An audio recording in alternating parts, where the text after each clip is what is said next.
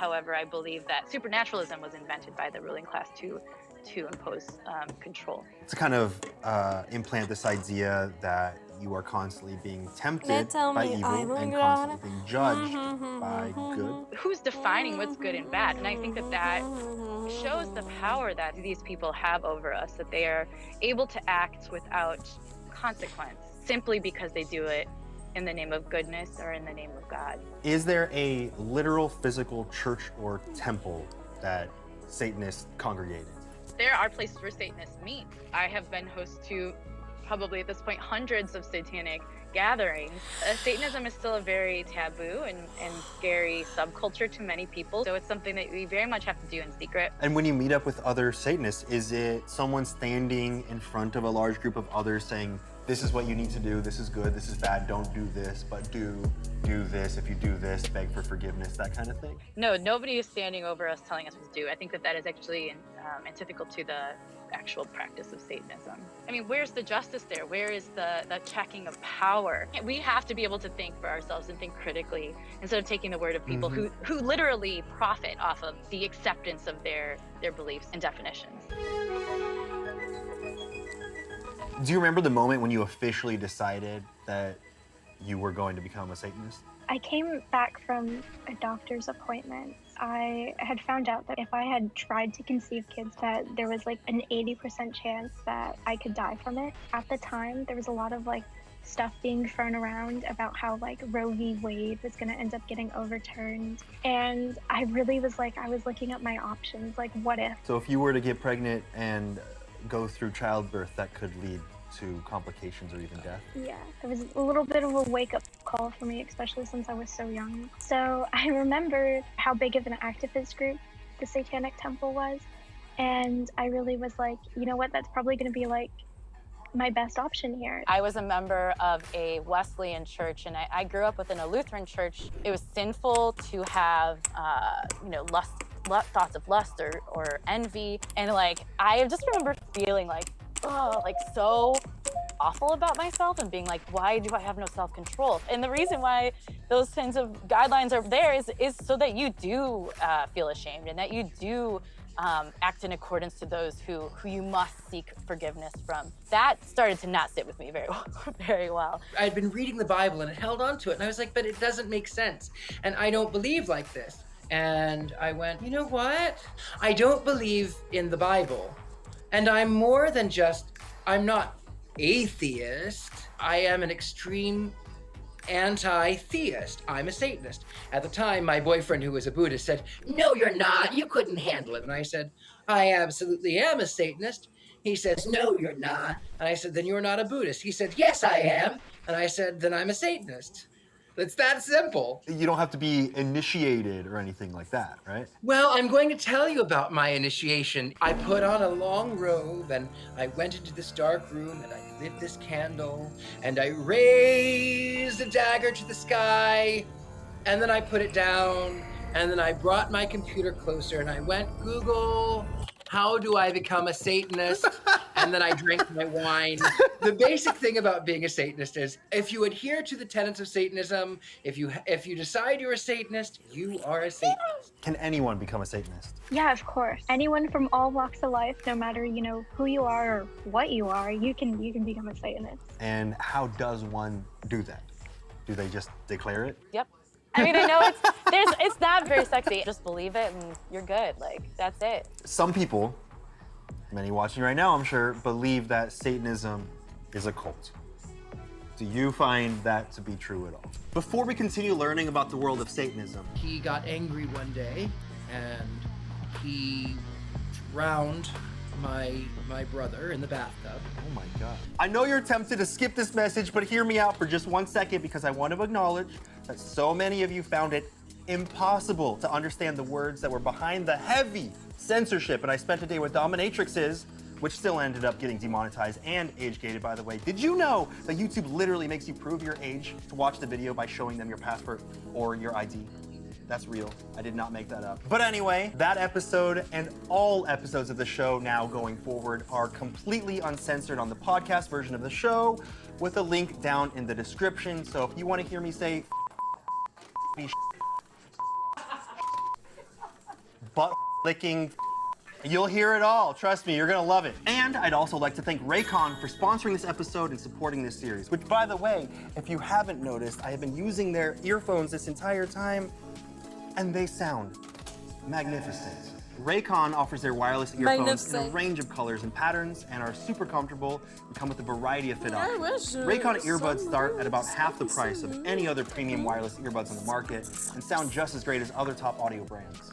Their everyday earbuds, these include a 32-hour battery life, seamless Bluetooth pairing, more bass, and a more compact design that gives you a very comfortable noise-isolating fit. And Raycons come with a 45-day happiness guarantee, so you really can't lose. So create your own soundtrack with Raycon. They're fucking awesome. And I know you don't know what I said right there. You just gotta go watch the uncensored version. Some people may And not right now, but I spent today with not me. viewers and listeners I can get do things 50% that off their Raycon order at buyraycon.com/spent. That's buyraycon.com/spent to save 15% on Raycon and to support this series. Now, back to the world of Satanism. Some people, many watching right now, I'm sure, believe that Satanism is a cult. Do you find that to be true at all? I mean, anything could be a cult. Has there been satanic cults in the past? I don't know, maybe. There are defining features of a cult. And it includes kind of like this charismatic leader that everybody follows, kind of a rejection of consequences unless that charismatic leader defines what those are. There is like a period of isolation. Satanism intrinsically doesn't have those features. I've spent a day with an ex-cult member. I've actually have two episodes with ex-cult members, and one thing that has been defined is this kind of othering. There's them, and then there's us, and we are different, and maybe even we are better than. And also the idea that if you were to leave, there are consequences. And that seems to be what defines a cult in many ways. Is that true for Satanism? No, that's not true for any satanic groups that I know about. This is very voluntary for me. I've never been forced into this or anything like that, and I can leave at any time if I choose to. So there's no punishment for leaving or changing your beliefs or learning about something else and realizing that you align with something else more? It's totally okay if you leave. It's not like you're losing, part of you if you do. I don't feel like knowledge in any way should be considered a sin. You shouldn't be exiled for just wanting to learn about something.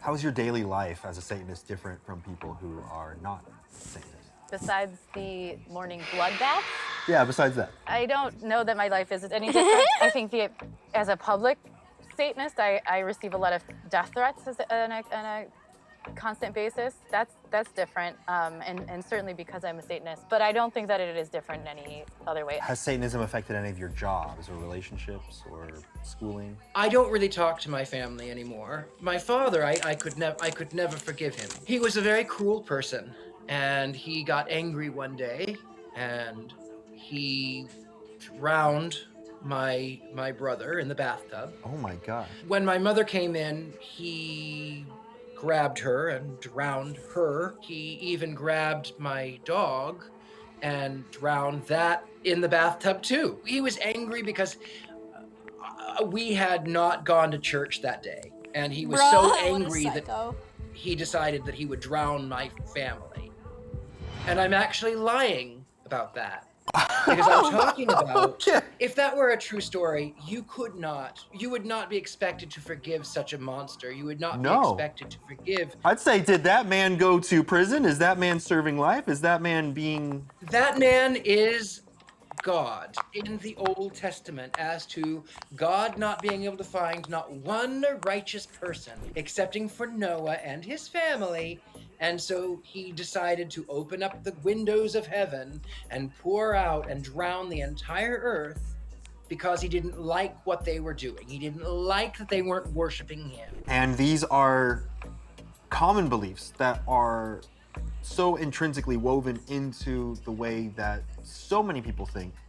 And these are beliefs that are kind of held as the symbol of what's good, as God, the Exactly. representation of all things good. God is love. I hear that all the time. But to me, love is not telling your children to commit genocide. Love is not telling your children to sacrifice their own children. The concept of hell did not exist prior to the creation of Jesus. I do not like being threatened with eternal damnation. I don't consider that love. If Jesus knows everything, and if Jesus knows who is going to be born and who is going to go to hell, but chooses to send those people to hell, he chooses to allow them to be born, he is choosing to send them to hell to burn forever. And that is not love. As far as relationships go, yeah, sometimes I would start chatting with someone, and then the words that would come out of their mouth would be, I believe in God, I worship God, I'm a Christian. Great. Good for you. I'm glad that makes you happy. Have a nice life. I remember when it got announced on my school campus that TED was coming in to allow us to like do a TED Talk event. I announced to the entire school that I was doing it on Satanism, and there was this audible like gasp. I had people who were slipping notes into my locker telling me that like I was going to burn in hell and that I was forever damned. They wanted me dead for what I was doing. You were involved in the resurrection of a satanic monument. Can you explain what that was like? That happened when I was working with the Satanic Temple, and it was a project that was developed in response to 10 Commandment monuments at state capitals or at courthouses. The Satanic Temple came up with an idea to build a satanic monument and asked for it to be resurrected because of religious reasons.